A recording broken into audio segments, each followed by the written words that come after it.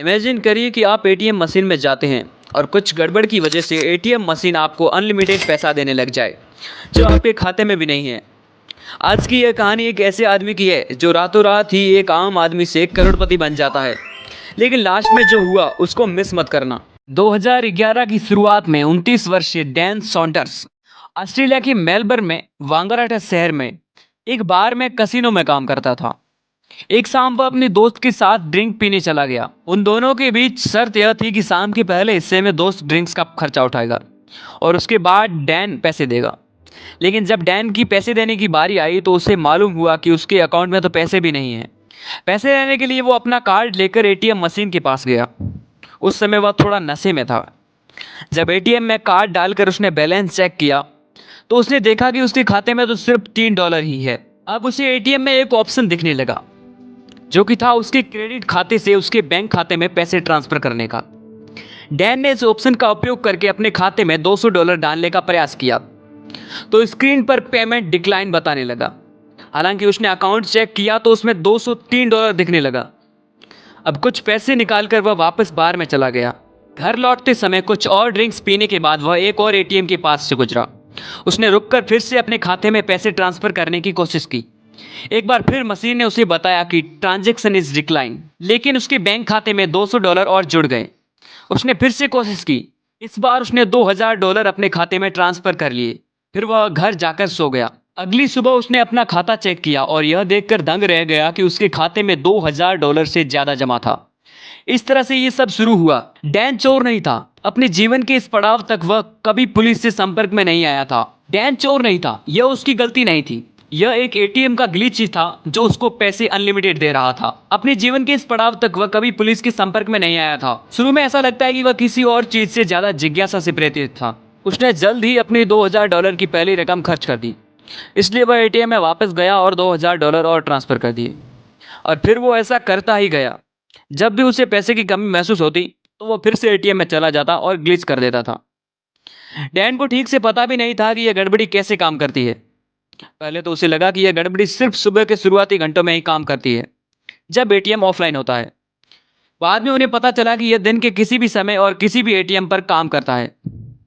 उसने पाया कि कुछ समय बाद उनका बैंक बैलेंस दिखने लगेगा और उनके द्वारा ट्रांसफर किए गए पैसे भी दिखने लगेंगे। डैन को इस बात का पता तब चला जब वह घबरा गया और उसने एटीएम में नकदी ट्रांसफर करना बंद कर दिया।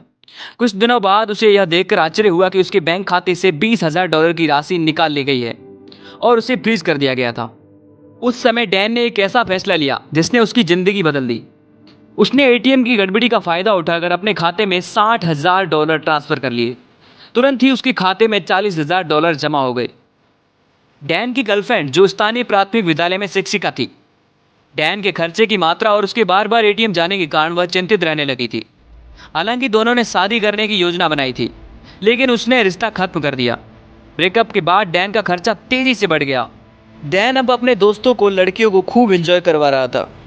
एक बार तो उन्होंने हेलीकॉप्टर किराए पर लिया और एक लग्जरी होटल में गए जहां एक रात रुकने का उन्हें $2000 देना पड़ा था।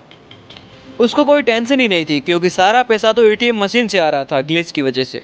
अजीब बात तो यह थी कि बैंक वालों को उसकी परवाह भी नहीं थी। उन्होंने कुछ पता भी नहीं लगाया था। एक बार बैंक के कर्मचारी ने फोन करके पूछा कि डैन ने पिछली रात एटीएम से $9 लाख निकालने की कोशिश क्यों की थी। डैन ने बताया कि वह नशे में था और शायद में उसने गलती से कोई बटन दबा दिया होगा और लास्ट में वह हंस पड़ा।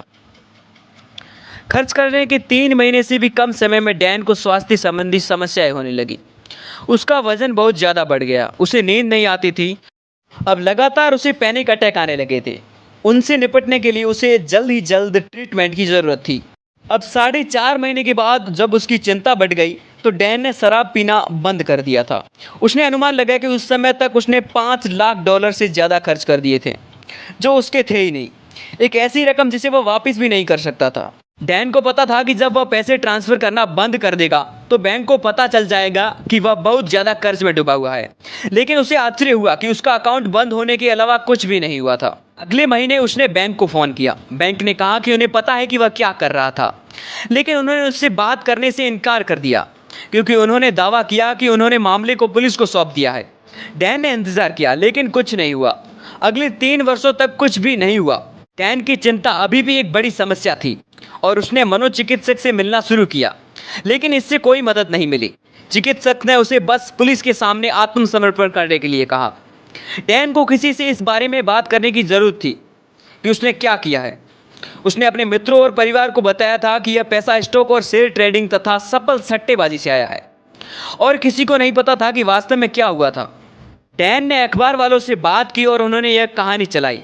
फिर वह ऑस्ट्रेलिया के राष्ट्रीय current affair television show the current affair में दिखाई दिए, और आखिर में डैन ने बता ही दिया कि असल में उसने क्या किया था। अचानक पुलिस की दिलचस्पी इसमें बढ़ गई और 2014 में डैन पर धोखाधड़ी और चोरी के 100 से अधिक मामलों में आरोप लगा दिए थे। 2015 में डैन सॉन्डर्स को अदालत में जाना पड़ा, जो पहले के अनुभव की तरह ही अवास्तविक था। बैंक स्पष्ट रूप से यह विवरण नहीं देना चाहता था कि उसने इतना पैसा कैसे प्राप्त किया। हालांकि बैंक अधिकारियों ने इस बात पर जोर दिया कि खामी को ठीक कर दिया गया है। यह स्पष्ट था कि न तो अभियोजक पक्ष और न ही न्यायाधीश को यह समझ में आया कि हुआ क्या था। हालांकि यह स्पष्ट था कि एनबी से $1.6 मिलियन किसी तरह डैन के खाते में पहुंच गए थे। इसमें से उन्होंने वास्तव में कितना पैसा खर्च किया था यह स्पष्ट नहीं था, तथा बैंक ने भी कभी कभी आधिकारिक रूप से इसकी पुष्टि नहीं की। हालांकि एक अनाम बैंक सूत्र ने प्रेस को बताया कि यह राशि लगभग $3 लाख थी। जैसा कि अधिकांश अन्य देशों में होता है, खोज कर चोरी करना एक अपराध है। इसका मतलब है कि आपके द्वारा पाया गया पैसा या सामान रखना अवैध है, भले ही आपने वास्तव में उन्हें खुद न चुराया हो। डैन सॉन्डर्स ने यही अपराध स्वीकार किया। उन्हें 12 महीना जेल में बिताने और सामुदायिक सुधार आदेश के तहत 18 महीने और जेल में बिताने की सजा सुनाई गई। उन्हें मुआवजे के तौर पर एनबी को $2.5 लाख देने का आदेश भी दिया गया। जेल से छूटने के बाद उन्होंने एक बार फिर बारमैन के तौर पर काम करना शुरू किया था। लेकिन एक बात तो माननी पड़ेगी, 2011 में कुछ ही महीनों के लिए डैन सॉन्डर्स ने उस जीवन शैली का आनंद लिया जिसकी हम में अधिकांश लोग सिर्फ कल्पना ही कर सकते हैं। खूब मजे किए थे उसने। उन्होंने 2023 में बताया था कि शुरुआत में उन्हें यह कितना अच्छा लगा कि एक बटन दबाकर अपने खाते की शेष राशि को लाखों में ले जाना एक बहुत ही वैसनी चीज थी। मुझे ऐसा महसूस हुआ जैसे कोई गुफावासी आग की खोज कर रहा हो। डैन का यह दावा था कि यह सब मुफ्त की चीजें उसे खुश नहीं कर रही थी, बल्कि एक तरफ उसकी चिंता भी बढ़ रही थी कि यह सब चोरी का माल है। इसी बीच 3 साल की डैन की जो एंजॉय की जिंदगी थी, उसकी कहानी खत्म होती है। मिलते हैं एक नई एपिसोड के साथ, तब तक आप आदि वाइन चैनल को सब्सक्राइब जरूर करें। मिलते हैं एक नए एपिसोड के साथ। Thanks for watching.